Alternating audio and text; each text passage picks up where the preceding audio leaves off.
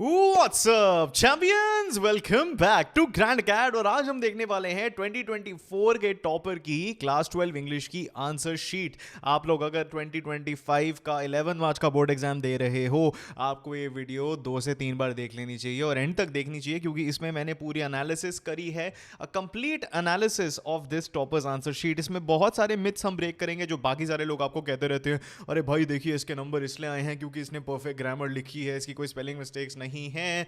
सारे के सारे मिथ्स मैंने जो वीडियो बनाया था मिथ्स और लाइज के बारे में, इसमें वो सारे के सारे प्रूव हो जाएंगे। जो भी मैंने बातें करी हैं उस वीडियो में, सारी की सारी यहाँ पे राइट प्रूव होने वाली हैं। ये वीडियो एंड तक देखिए, इसमें आपको बहुत सारी चीज़ें पता चलने वाली हैं, सच as what to write and how to write. Lines छोड़नी है, प्रेजेंट कैसे करना है, क्या ग्रामर मिस्टेक्स के लिए हम पीनलाइज होते हैं, मतलब क्या ग्रामर अगर हमारी ख़राब है तो क्या हमारे नंबर घटते हैं या नहीं। सारी की सारी चीज़ें इस वन शॉट वीडियो में हम डिस्कस करने वाले हैं। So let's kick things of and begin with section A, जो हमारा होता है रीडिंग कॉम्प्रिहेंशन। अब आप देख लीजिए, मोस्ट टॉपर्स या तो सी बी ए करते हैं या तो ए बी सी करते हैं। I told you in the last video कि this is the best way to go about things because you keep things in a serial order. अगर आप बी सी ए करोगे, बी ए सी करोगे, जैसे बहुत सारे लोग आपको कहते हैं करने के लिए, first of all if you used to it, go ahead, I am nobody to say anything. But अगर आप लास्ट मिनट ये चेंजेस कर रहे हो, प्लीज मत करो। Attempt it in a serial order, it makes things easier for the checker. तो यहाँ पे आप देख सकते हो कि सबसे पहले जब मल्टीपल चॉइस क्वेश्चंस की बात आती है, तो ये जो टॉपर बच्चा है इसने सिर्फ डी लिख के छोड़ नहीं दिया, he has written the corresponding line. तो अगर आपको ए लिखना है, उसके साइड में जो कॉरेस्पॉन्डिंग चॉइस है आप उसे लिखोगे, बी लिखना है उसके साइड में जो कॉरेस्पॉन्डिंग चॉइस है उसको लिखोगे। कभी भी एमसीक्यू क्वेश्चंस में सिर्फ लेटर ए बी सी लिख के मत छोड़ देना, दैट कैन बी मिसरेड और आपके नंबर घट सकते हैं। दूसरी बात, रीडिंग कॉम्प्रिहेंशन हो जाए, ग्रामर हो जाए, राइटिंग स्किल्स जिसको हम कहते हैं, लिटरेचर हो जाए, कुछ भी हो जाए, always underline things that you are borrowing from the NCERT or borrowing from the passage। जैसे पैसेज में ये बहुत डायरेक्ट क्वेश्चन है, ठीक है, मैंने आपको बता रखा है कि अनसीन पैसेज में या तो डायरेक्ट क्वेश्चंस आते हैं या तो इन्फरिंग क्वेश्चंस आते हैं। You either interpret or you infer or you identify. जो भी आप चीज़ डायरेक्टली ले रहे हो, you can either write it in codes or you can simply underline whatever it is that you have borrowed directly from the source. तो इसने बच्चे ने वो कर रखा है, and that is why his answer sheet to me appears to be the perfect answer sheet, at least when I'm looking at the first page. And you know what they say, first impression is the last impression। तो इस बच्चे का जो first impression है, it is absolutely good because the presentation is great, handwriting आप देख सकते हो, it's not really beautiful but it is very legible, you can really read what this person has written, it's not haphazard at all। हर एक चीज़ जो underline होनी चाहिए वो underlined है। It looks pleasant, so you should focus on looking pleasant, not on looking beautiful और aesthetic. Alright, यहाँ पे देख लेते हैं।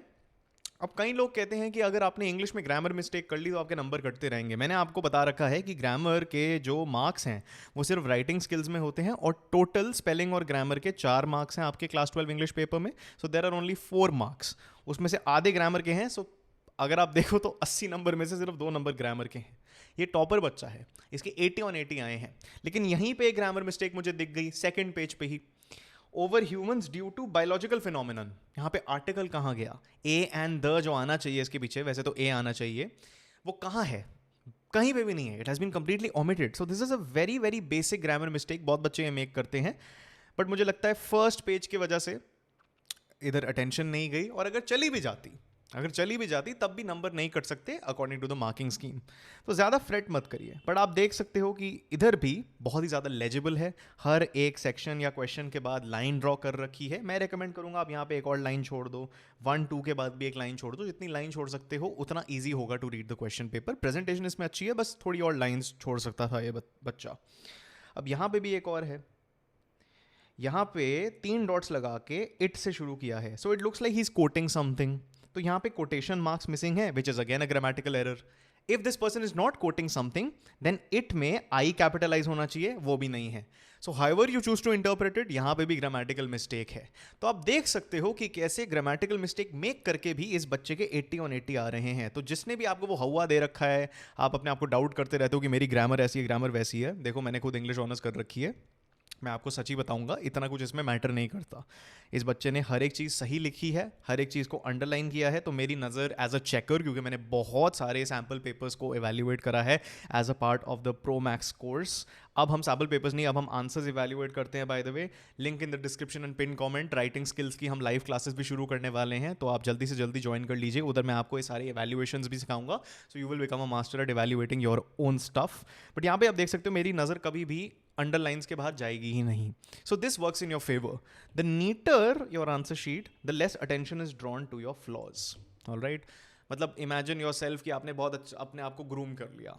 आप एक लड़के हो for example, and you know you've groomed yourself very nicely। आप एक सूट एंड टाई पहने हुए हो, आपको लगता है आप अगली दिखते हो, but because you're so well groomed, आपने बढ़िया सा आउटफिट पहना हुआ है, सूट एंड टाई पहन के आप किसी मीटिंग में जा रहे हो, आपके पास बढ़िया सा ब्रीफ केस है, आपकी जो परसीव्ड फ्लॉज हैं वो कोई नोटिस ही नहीं करेगा। यहाँ पे भी आप देख लीजिए, नोटिस में बॉक्स हमेशा 4 साइडेड होता है, लेकिन यहाँ पे क्या है, ये बॉक्स कैसे बना है मुझे कुछ समझ नहीं आया। मे बी स्कैनिंग एरर है, बट यहाँ पे आप देख लो, ये वाला जो पोर्शन है, the 4th side is missing. उसके बावजूद भी इसके फॉर्मेट के नंबर नहीं कटे। So look at how many things I am pointing out. इतने सारे फ्लॉज हैं, तो आप पूछोगे सर नंबर कहाँ कटते हैं? इतने सारे फ्लॉज हैं इस बंदे के, तो 80 और 80 आए हैं। बेटा, नंबर कटते हैं इन कंटेंट। अगर आपको लिखना नहीं आता, अगर आपके सारे के सारे फॉर्मेट्स गलत हैं, अगर आपको ये नहीं पता कि हम नोटिस में कौन से इवेंट डिटेल्स जानते हैं, बाय द वे ग्रैंड अकेड का राइटिंग स्किल्स का वन शॉट देख लेना इसके लिए, या फिर ग्रैंड अकेड प्रो मैक्स कोर्स में आप लाइव लेक्चर्स भी अटेंड कर सकते हो, link in the description and pin comment. But अगर आपको बेसिक्स आते हैं, आप हर सेक्शन नए पेज से शुरू कर रहे हो, हर एक चीज़ को अंडरलाइन कर रहे हो, आपको पता है कि नोटिस में इस चीज़ के बाद नोटिस आती है, डेट हम ऐसे लिखते हैं, तो आपके लिए कुछ भी डिफिकल्ट नहीं है। You are a great candidate for scoring great marks in class 12 English if you are following the basics and not giving into these myths that these people propagate every single time, जो आपको views के लिए डराते रहते हैं लोग। अगर आप उस ट्रैप में नहीं फंसते, अगर आप एक्चुअली किसी इंसान से पढ़ते हो जिसने 5+ years ये चीज़ें करी हैं, जिसने खुद इंग्लिश ऑनर्स करी है, एंड जो काफ़ी इंग्लिश टीचर्स को जानता है, जो खुद स्कूल के टीचर्स हैं, by the way, not online educators, I mean school के टीचर्स, उन्हें ज़्यादा पता होता है इन चीज़ों के बारे में। तो ये देखो आपके सामने चीज़ें हैं, ये CBSE ने अपलोड करी है, मैंने कहीं से निकाली नहीं है, CBSE की खुद की अपलोडेड है। बट राइटिंग स्किल्स की बात कर लें, यहाँ पे आपके ग्रामर और स्पेलिंग के नंबर होते हैं, defined by CBSE marking scheme, 4 number होते हैं इन टोटल।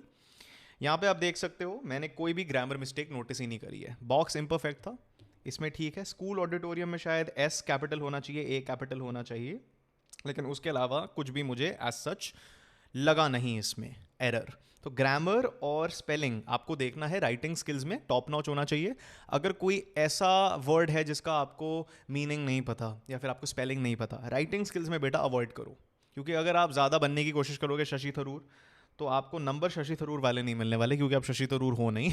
तो प्लीज़ ये मैं आपको बता रहा हूँ, अगर आपको नंबर लाने हैं राइटिंग स्किल्स में, be a little extra careful. आपको राइटिंग स्किल्स में हमेशा चॉइस मिलती है, तो try to stick to things जिनके डिफाइंड फॉर्मेट्स हैं, like notice and report are better than writing an article for example, because notice और रिपोर्ट में अगर आपका फॉर्मेट ठीक है तो नंबर मिल जाते हैं। आर्टिकल में सब कुछ इमेजिनेशन का खेल है, सारे वर्ड्स खुद लिखने हैं, खुद बनाने हैं, तो देर आर चांसेस कि अगर आपकी ग्रामर अच्छी नहीं है, स्पेलिंग अच्छी नहीं है, तो उधर कट जाएंगे। सिमिलरली यहाँ पे भी आप लेटर को देख लीजिए, यहाँ पे ग्रीन में कुछ चीज़ हाईलाइटेड है, to apply for the post of chartered accountant. C में कैपिटल होना चाहिए, A भी कैपिटल होना चाहिए। अब यहाँ पे ग्रीन है, अगर आपको पता है ग्रीन जो इंक होती है इन CBSE और in any other board, it is like the master जो देखता है सारी चीज़ें। I think they are even beyond the person who checks the paper, because क्या होता है कि अगर एक बच्चे के फुल आ रहे होते हैं ना, तो it goes through multiple checkers. एक इंसान ने देख लिया 80 on 80 दे दिए, फिर 2-3 लोग और देखेंगे कि क्या 80 on 80 डिजर्व करते हैं ये लोग। So that is why you see green ink here corresponding with, not corresponding, coexisting with red ink. So this shows me कि यहाँ पे भी कुछ एरर है, यहाँ पे टिक मार्क दे रखा है ग्रीन में, यहाँ पे भी कुछ एरर है, लेकिन उसके बावजूद भी कोई नंबर नहीं कटे। ठीक है, sir madam, with reference to your advertisement in the Hindu dated 19 January 2024, I wish to apply for the post of chartered accountant for the audit department. यहाँ पे भी राइटिंग स्किल्स में आपको जितनी चीज़ें कीवर्ड्स के तौर पे याद आती हैं उनको हाईलाइट करो।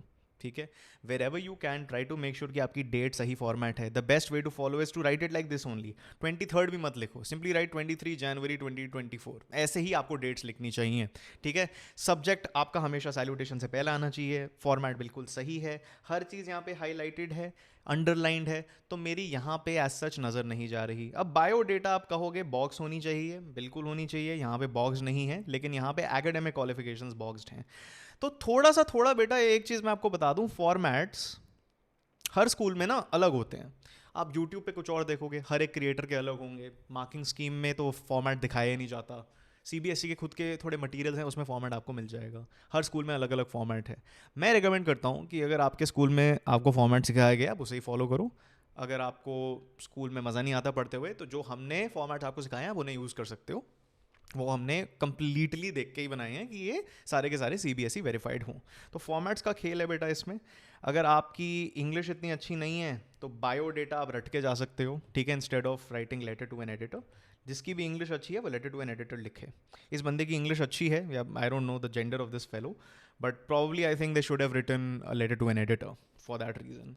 स्ने स्टूडेंट रिपोर्टर में भी एस कैपिटल होना चाहिए, आर कैपिटल होना चाहिए. लेकिन ये देखिए कितना ज़्यादा नीट है.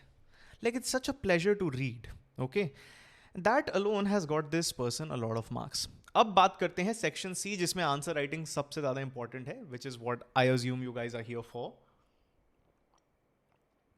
वही चीज़ एमसीक्यू में सिर्फ डी नहीं लिखा, उसके आगे की जो लाइन है, कॉरस्पॉन्डिंग लाइन, वो भी लिखी है. एमसीक्यूज बहुत ही बढ़िया तरीके से हैं. Doctor Sadao and Hana's relationship was a strong bond made of love. They were obedient to their culture and their elders. पूरा एलैबोरेट करके लिखा है, एक दो लाइन लगा के लिखा है. You would appreciate this fellow if you were checking. मुझे ये बहुत ही ज़्यादा अच्छा लगा. ये आंसर मुझे एक परफेक्ट आंसर लगा बेटा. जो आपके 2 मार्कर्स आते हैं लिटरेचर में, एक चीज़ होती है उसमें to write a connecting line. What is a connecting line? Suppose मैंने आपसे पूछा what is an apple, that is the question. You can say fruit. But if you are writing in CBSE you will write an apple is a fruit. आप fruit बोल दो वो भी सही है, but you don't connect the context, you don't connect the question with the answer. So this person has connected the question with the answer. Mukesh, जो एक family से आता था bangle makers, had the courage and was daring to dream and make the dream come true. Very nice, simple भाषा है, NCERT की भाषा है. Very very nice. Unlike the boys of his age, unlike other boys होना चाहिए other वैसे, who accepted their fate of making bangles like their fathers and forefathers. Mukesh, अब यहाँ पे देखो कॉन्टेक्स्ट है, सिर्फ ये नहीं बता रहे कि मुकेश ड्रीमर है. मुकेश ड्रीमर है तो वो रेलिवेंट क्यों है? विराट कोहली इतना अच्छा बैट्समैन है तो वो बैट्समैन क्यों है? बिकॉज बाकी लोग इतने अच्छे नहीं हैं. अगर विराट कोहली सिर्फ एक बैट्समैन होता दुनिया में तो फिर आप कुछ कंपेयर नहीं कर पाते. लेकिन आप दूसरे बैट्समैन को देख के कहते हो ना कि विराट कोहली अच्छा है, तो कॉन्टेक्स्ट देना बड़ा इंपॉर्टेंट होता है. और यहाँ पे कॉन्टेक्स्ट दे रखा है कि वो ड्रीमर तो है, लेकिन उसका ड्रीमर होना is even more important because instead of other people, other boys is जो सिंपली अपने फेट को एक्सेप्ट कर लेते थे, he had the determination to break his family barrier. So this is a perfect one. यहाँ पे एक छोटा सा एरर मैंने नोटिस किया, वेन लिखा हुआ है, वी गेट वेन वेटिंग, यहाँ पे वाइल होना चाहिए. बट बेसिकली मैंने आपको जो सिखाया है ओवर द ईयर्स, जितना आप सबसे पहले शॉर्ट आंसर्स में always connect, number 2 contextualize, and then begin your main point. जैसे मैंने आपको एप्पल का एग्जाम्पल दिया, उसमें आप दे सकते हो कि बाकी फ्रूट्स इतने न्यूट्रिशियस नहीं होते. फॉर एग्जाम्पल ये देख लो, the poor and illiterate peasants of Shivaran feared the landlords and did not have the courage to go against them. सिर्फ ये नहीं बोला ना कि वो फियर करते थे, ये भी बताया कि वो फियर कहाँ से आता है, लैक ऑफ करेज से आता है. और उस फियर से उनकी जिंदगी में क्या हुआ, it crush the presence and deprive them of their peaceful life. ये पूरी चीज़ कंटेक्चुअलाइज करने से आपकी जो मार्किंग स्कीम है, अगर आप सीबीएसई के देखो तो आपको 2 आउट ऑफ 2 तभी मिलेंगे अगर आप कनेक्ट करोगे फर्स्टली, देन कंटेक्चुअलाइज करोगे, और तीसरी बात जो आपके मेन पॉइंट्स हैं उसके बाद लिखोगे. So follow this formula for 2 markers. यहाँ पे भी आप देख सकते हो, Aunt Jennifer Tiger is ringed with the ordeals of married life. Ringed with the ordeals poem से उठाई हुई है. This is taken completely from the pome. NCERT की भाषा है, तो जहाँ पे भी आपको पोएट्री में स्पेशली पोएट्री के लाइन्स याद हैं, आप उन्हें अपने आंसर्स में इनकॉर्पोरेट करो. इसी चीज़ को देख के मैं आगे पढ़ता भी नहीं.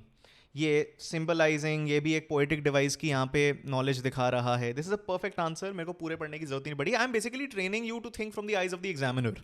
When you watch this video again, I want you to view it as if you are checking it with me. यहाँ पे कॉमा की ज़रूरत नहीं है, फिर भी इसके फुल नंबर हैं। ये भी बहुत बढ़िया आंसर है। You can take the time to read this by pausing the video. अब बात कर लेते हैं हमारे कॉम्पिटेंसी क्वेश्चंस की। ये थे पैरेलल क्वेश्चंस, ठीक है। इस साल भी पैरेलल क्वेश्चंस आएंगे एक, और एक आपका नैरेटिव बेस्ड क्वेश्चन आएगा। पैरेलल क्वेश्चन में बेसिकली आपको कनेक्ट करने होती हैं दो स्टोरी लाइंस को, उसके ऊपर भी मैंने वीडियो बना रखा है। अब इसमें ज़्यादा एनालाइज करने की ज़रूरत नहीं है, but basically this person has connected the two chapters very well. तो यहाँ पे एक है डैनी और दूसरा है Umberto Eco, and Umberto Eco is explaining to Danny about interstices, जो इंटरव्यू चैप्टर में हमें दिखता है। तो यहाँ पे पूरी एनसीईआरटी की डायलॉग यहाँ पे पूरा कंटेक्चुअलाइज कर दिया। तो पैरेलल क्वेश्चंस में आप जितना एनसीईआरटी से उठा सकते हो उतना बेटर है। अगर आप मार्किंग स्कीम भी देखोगे पैरेलल क्वेश्चंस में, तो उसकी हमेशा हमेशा पैरेलल क्वेश्चंस की जो मार्किंग स्कीम होती है, it is always build on NCERT points. For example, अगर हम सोफी फ्रॉम गोइंग प्लेसेस और Charlie from the Third Level की बात करें, तो their mental illness, their loneliness, their yearning for connection is what unites them. So इसके लिए आपको इन्फ्रेंसेस ड्रॉ करने पड़ेंगे from the chapter, and you will have to write like this. इसके लिए तो वीडियो आता रहेगा, ये भी आप देख सकते हो। एक और कॉम्पिटेंसी क्वेश्चन है, physically impaired people suffer plain not due to the impairment but due to the sense of alienation due to the behaviour of the people around them in the story on the face of it both Lamb and Derry go through the sense of alienation. तो यहाँ पे जो उन्हें connect करता है this sense of alienation, like I was giving you an example, यहाँ पे दे रखी है। कॉम्पिटेंसी क्वेश्चंस के लिए कोई writing skills technique as such आपको नहीं जाननी है, बिकॉज इस बार आपके बड़े डायरेक्ट क्वेश्चंस आने वाले हैं। बट इसमें यही याद रखना, कनेक्ट, कंटेक्चुअलाइज एंड रिलेट, यही फर्क है between a short question and a long question in English. You have to relate the two chapters, because इस बार कॉम्पिटेंसी पैरेलल क्वेश्चन में 2 चैप्टर्स आएंगे। रही बात नैरेटिव टेक्निक्स की, तो नैरेटिव टेक्निक क्वेश्चंस तो 2025 में ही इंट्रोड्यूस हुए हैं। अभी के अभी ग्रैंड अकेड को सब्सक्राइब कर लीजिए, बहुत ही जल्द नैरेटिव टेक्निक्स पे एक बहुत बढ़िया वीडियो आने वाला है। उससे भी जल्दी अगर आप नैरेटिव टेक्निक्स को मास्टर करना चाहते हो, तो मैंने ग्रैंड अकेड के pro max English crash course में हर एक चैप्टर के नैरेटिव टेक्निक्स का डॉक्यूमेंट बना दिया है। उसको लिख के ही आपके 5 on 5 आ जाएंगी। दूसरी बात, नैरेटिव टेक्निक्स की, राइटिंग स्किल्स की लाइव क्लासेस बिगिन होने वाली हैं, रीडिंग कॉम्प्रिहेंशन की लाइव क्लासेस बिगिन होने वाली हैं। अभी के अभी ग्रैंड अकेड प्रो मैक्स को ज्वाइन कर लीजिए। मैंने खुद इंग्लिश ऑनर्स करी हुई है, 5 साल से मैं इंग्लिश पढ़ाते आ रहा हूँ नियरली। बहुत सारे लोगों ने हमारे साथ इंग्लिश को टॉप करा है, मैं चाहता हूँ आप भी करो माय डियर चैंपियन। अगर आप सच में बढ़िया से बढ़िया गाइडेंस चाहते हो इंग्लिश के लिए, head to the description and pin comment right now, अभी के अभी चले जाओ and secure the best chance of scoring well in class 12 English. ये live sessions, recorded classes, master classes, doubt sessions, mind maps, notes, आपको सब कुछ मिल जाएंगे। Do not risk bad scores in English, get my mentorship and comment करके बताइए guys आप और क्या चाहते हो, and we'll be sure to make videos on that. Alright, till next time, keep winning you champions.